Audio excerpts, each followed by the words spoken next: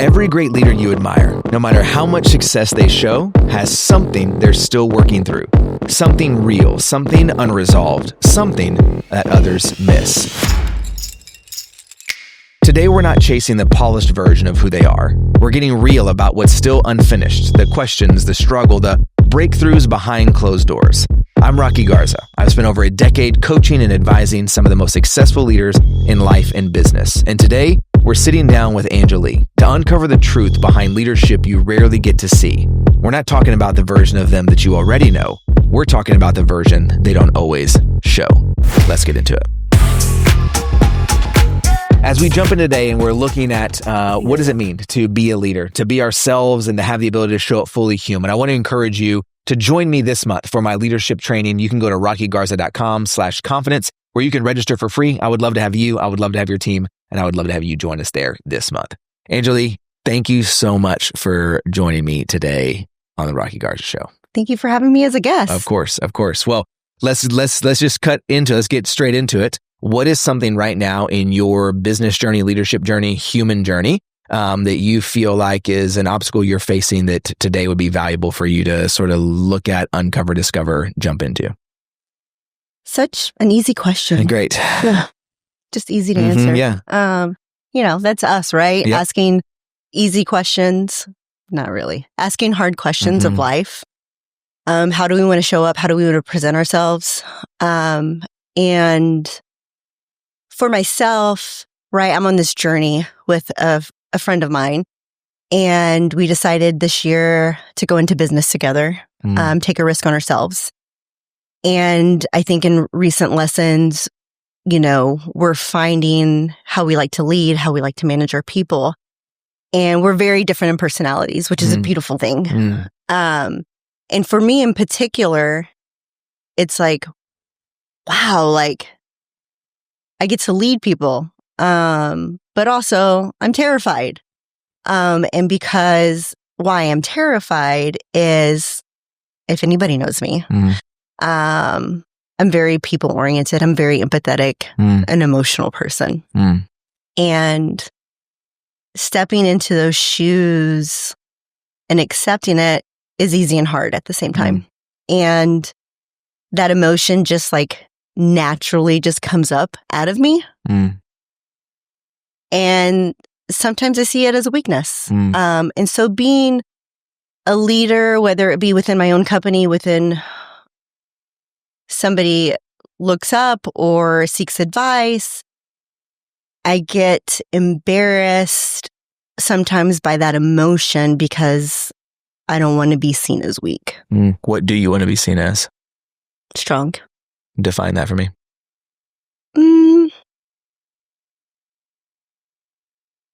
Holding their own. And I don't want to say it's stoic, it's like straight face, but sometimes when the emotion comes over me, it's just like, it feels I can't control it and I want to be able to control it. So you're saying that a good leader is someone that is strong. Someone that is strong has the ability to control their emotion, which means even if they feel something, they should have the ability to not let everyone know they're feeling it. Exactly. Tell me, think of a person, don't say any names. Think of a person that you feel like operates like that. And is that kind of person the person you want to follow? I mean, two people immediately come to mind. And that is my business partner. Okay. And that is you. And so you would say I am someone who has the ability to control their emotions and not let them spill out. Correct. That is so interesting to me. Because how I perceive you? Yes. Okay. Because I perceive myself like you perceive you. Oh, I absolutely. I cry at every keynote I give. I hardly can talk about my family without getting emotional about it. The episode we recorded before this just talked about a text message my grandma sent me. Immediately, I'm emotional. But it's interesting to me that you would look at me and I would be someone that you would go, that's a strong leader because they seem to have their emotions in check. Let me back up. Is that what you would say? Yes. And therefore, you would view yourself as someone who does not have the ability to keep her emotions in check. No. And I'll give a primary example. And this is not business focused, right? It's more personal friendship. We have a friend moving tomorrow.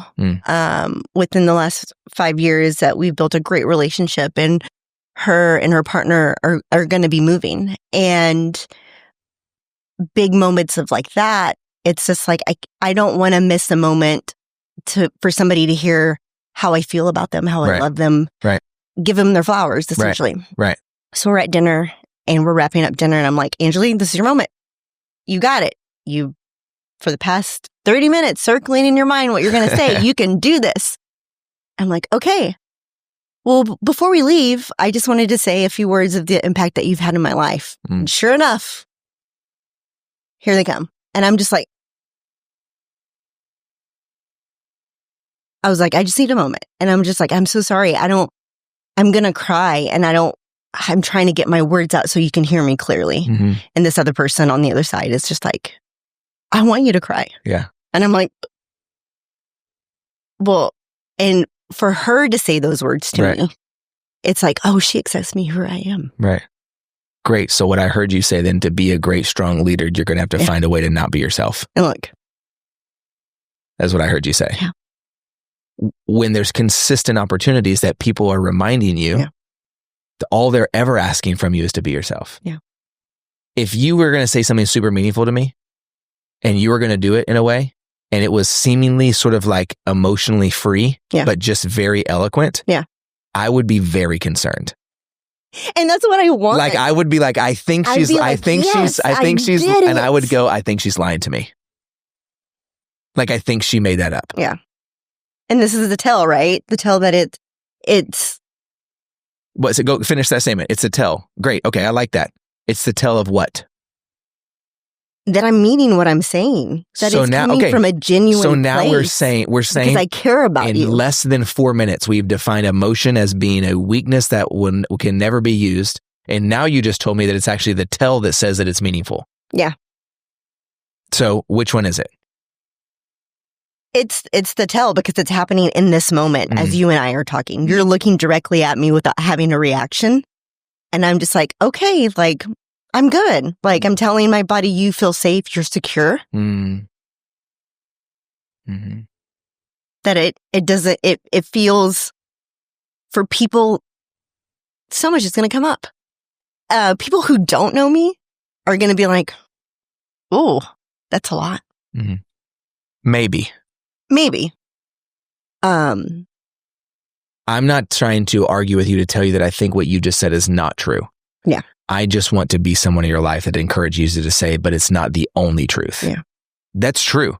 There are lots of people who do not want to engage with me. There are a lot of people who do not want to work with me, and they don't want to talk to me. They don't want to befriend me. I kind of get on their nerves. I know, and I'm not saying this as self-deprecating. There are more people who don't want to hear me than do. Otherwise, I would not have been doing what I'm doing for so long and have the most minuscule following that exists on any platform. Yeah. Okay, that's not bad. I'm not knocking it. By the way, shout out if you follow me. Bless you. So, like, I'm not saying it's a bad thing. I'm not trying to deprecate myself. I just know I'm not for everybody. Yeah. And that's the thing, right? I think you and I have had several conversations, just because you and I have known each other for so long. I should probably get this patent, but it's like, hey, I used to be a chronic people pleaser. Chronic. And so I don't know if there's just ever slightly in the point of like not caring what others think. But also I've moved forward so much away from that, that it's kind of just, I am who I am, and I'm not for everybody. I agree with that. Also, the other part of me is like, your loss. Yep. I'm pretty great. Yep. So far I agree. But who doesn't come with trauma, baggage, experience, adversity in their life? Everybody does. Never met a person that didn't have all those things. But also, we all have boundaries. Right. No, we don't all have boundaries. Maybe you have developed some. Okay. We don't all have boundaries. Because if we all had boundaries, then if we all had boundaries, we would all feel the absolute freedom to be exactly who we decided we wanted to be and we were made to be. And we would not argue with one another because we would have held space for those things. But we don't hold space for those things because we don't have boundaries, because we want everyone to think they're supposed to be like us. Like, it's kind of a cheesy statement, but like for me, the way I try to help make sense of it is like, my job professionally is not to try to go out as an expert. I was literally having this conversation 25 minutes ago. It is my job is not to go out as an expert and to tell someone what a great leader looks like. Because to me, that's foolish. My job is to go out with experience, not expertise, and to help people discover what they look like as a good leader. And so I think if there's a space where we're going to go, well, but we do this, or we, like, the reality is that there's very little that we all do other than all care about ourselves a lot. We all do that. Some of us do it under the guise of, I don't need you. And some of us do it under the guise of, I'm doing it for you. Most of us are all doing the same thing though, which is we're thinking about ourselves. Looking at our own belly button. All the time. Right? Yeah. And so I find with you, when you allow yourself, I'm going to use a word that if it fits for you, great. If it doesn't, then you can let it go. But to me, it's a word that really in the last year or so, I feel like has been really profound in my experience with other people. I find when you are most comfortable is when you give yourself the greatest amount of permission to be you. And when you are most uncomfortable, define that however you would define it for yourself. You feel like you have to earn permission to then finally be yourself. And so when the emotion flows before you feel like permission was given, now you're foolish. And out of control. Mm-hmm. Out of control. Mm-hmm. I'm just sitting in it for just a second. Same. I'm not. You're not gonna rush. You're not gonna rush me. It's like, I just need to sit in it. So then let's use. I'm going to use me, but I'm using me because it's easy in context for both of us. This is not about me. Okay, so don't make it about me. We're going to keep it about you. But it's so much easier. No, that way. I know. So then tell me, what about being with someone? Let's use Eddie, not me. That'd be easier. Otherwise, people think with it. So we'll use Eddie. Yeah. What makes you feel like you have the ability? Why do you have permission to be you around Eddie? I think a lot of history goes back to that. Okay, so you have proved experience that when you're yourself, he's not going to run away. Correct. Why do you feel permission to be yourself around me? I think it's a couple of reasons. Same reason of history. Same reason of feeling trust and safe. No judgment. And I think going back to even to the point of the beginning of the conversation is like, it's always going to be a deep conversation.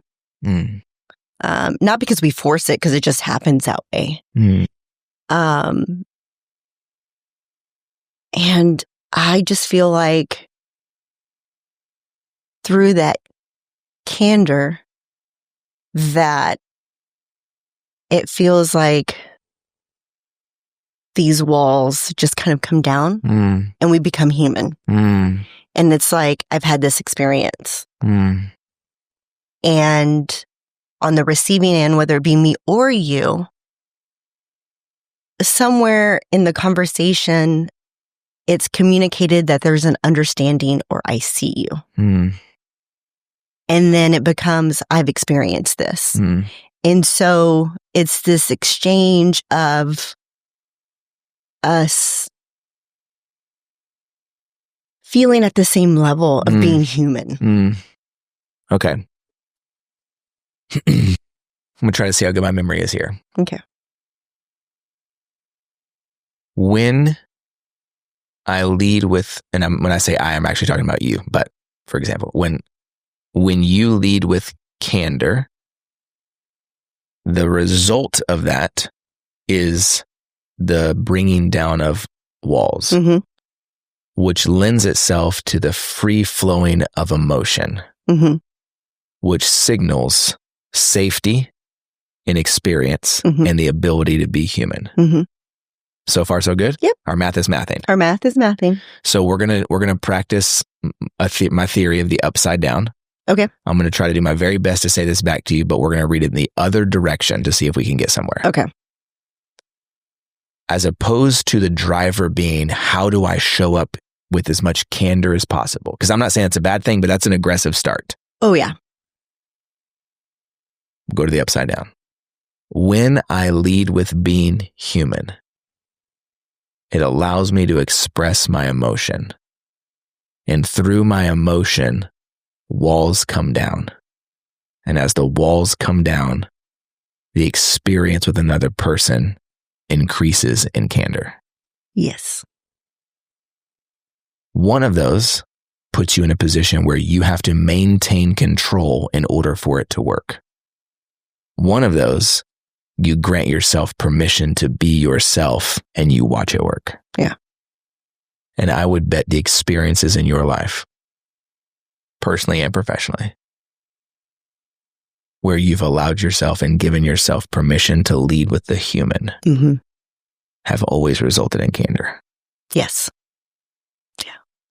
Because a quick tell for me is, right, if we're going back to you and I, and if you were just on the receiving end and it felt very surface level, very short answer, I'd be like, oh, okay.